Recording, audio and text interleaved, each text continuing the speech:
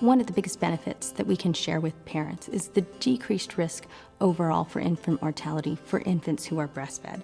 The earlier it can be broached, the better.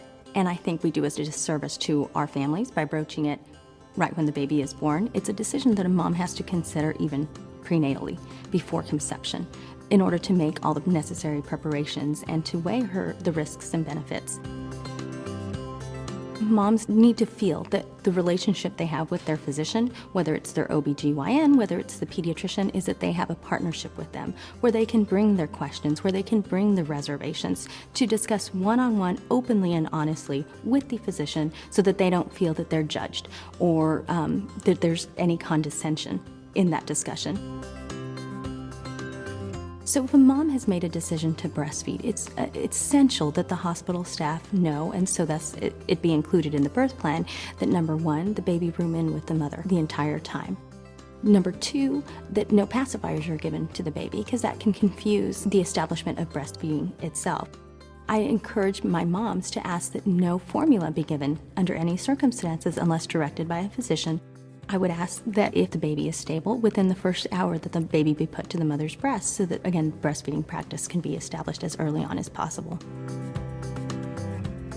85% of moms want to breastfeed, but when you look at the statistic and see at 3 months only 35% and at 6 months only 14% of moms are breastfeeding, the question is what barriers are prohibiting them to continue breastfeeding and how can we help address it? Partner involvement is so critical because it's going to continue to support breastfeeding outside of the hospital during that transition to home, which is one of the critical periods when breastfeeding tends to stop. Establishing a breastfeeding-friendly environment in your practice is going to be critical to having moms understand how breastfeeding is now more accepted in the past. So allowing breastfeeding in the waiting room before they see you, providing lactation rooms for moms if that's a possibility for your practice, and very publicly displaying how much you support breastfeeding in your practice. So having pamphlets or posters that really address breastfeeding are great ways to encourage this in your own practice. Know your resources, know where lactation consultants are available, know resources like WIC.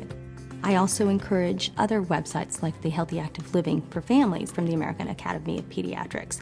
And from the Department of State Health Services, you have somedaystartsnow.com.